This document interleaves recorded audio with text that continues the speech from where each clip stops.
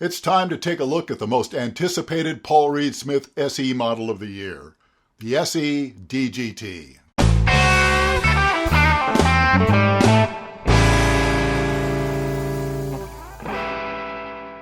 All of my reviews are as unbiased as I can make them. But in the case of this guitar, which has received a fair amount of attention, I've taken the further step of not watching any of the other YouTube reviews. In fact, the only YouTube videos I've seen on this model are the ones put out by PRS and David Grissom to familiarize myself with the guitar's development. Now, David Grissom is a fine player, and he's played PRS guitars since about '85.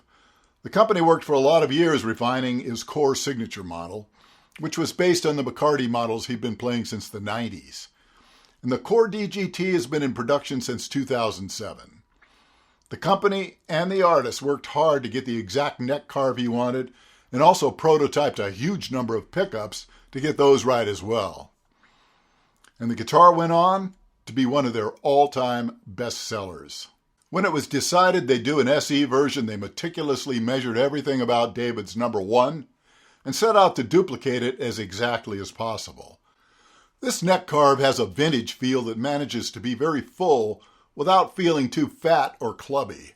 When I first played it, I knew it felt somewhat familiar, and I realized it reminded me a bit of some vintage Gibsons I've played and owned. Not the slim ones, but the ones that had a decent amount of depth, especially as you move up the neck. The depth at the nut measures about 21.4 millimeters and about 24.4 at the 12th. It's also just slightly narrower at the nut than the usual PRS width. It measures about 42 millimeters. It's similar to a vintage Fender, but it has a little more shoulder, which gives the impression it's a tiny bit wider and chunkier than it actually is. I do think it's a great feeling neck.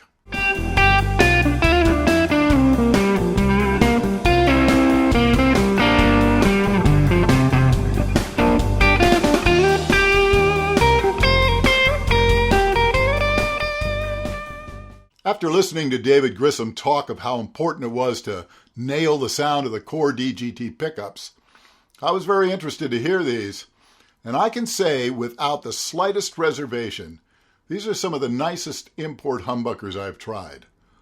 Now, all the SEs I've played have had good pickups, but I always felt the guitars would be a little better with an upgrade. I see no reason at all to change these, unless you just happen to want a different flavor.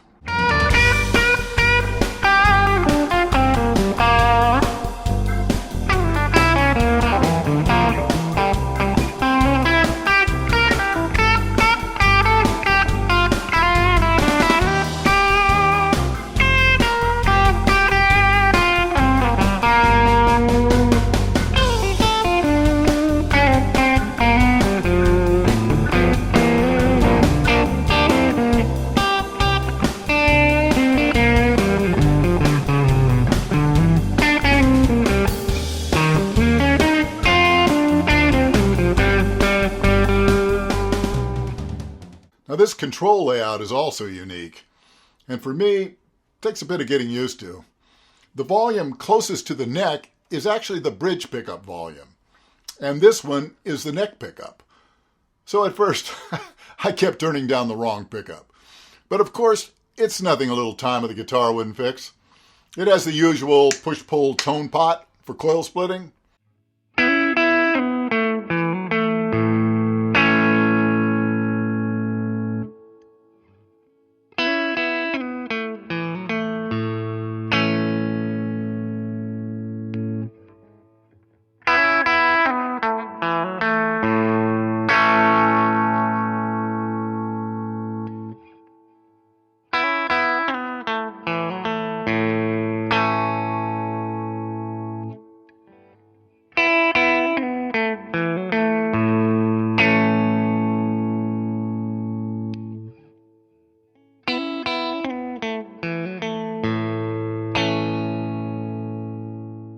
As far as I can see, the only downsides to this model are the same as all of the SEs, like the lack of the locking tuners.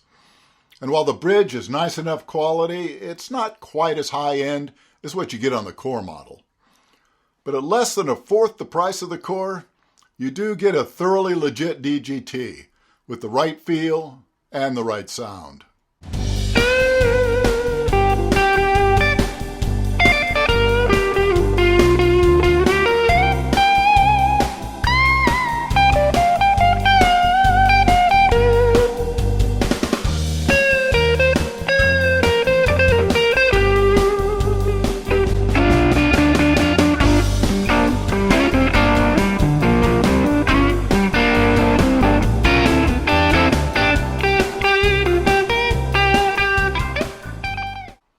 This one also came with that rarest of production guitar features, a properly cut nut.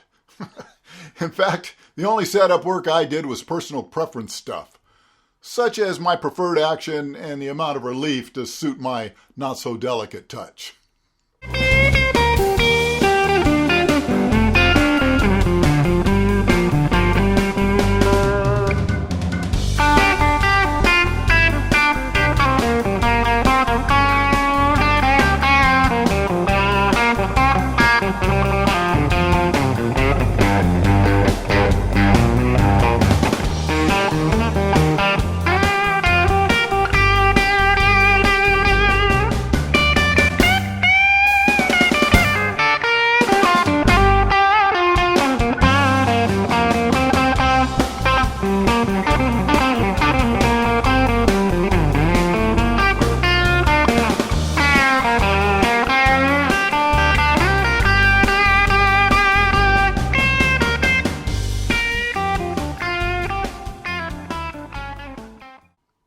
So my final thoughts.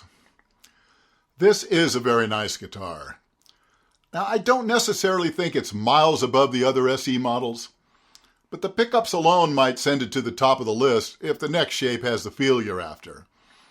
And at $850 US for the gold top and $899 for this version, I'd say it's a bargain. Well, thanks for watching. If you've enjoyed this look at the SE DGT, give it a like. Don't forget to subscribe, and I'll see you again very soon.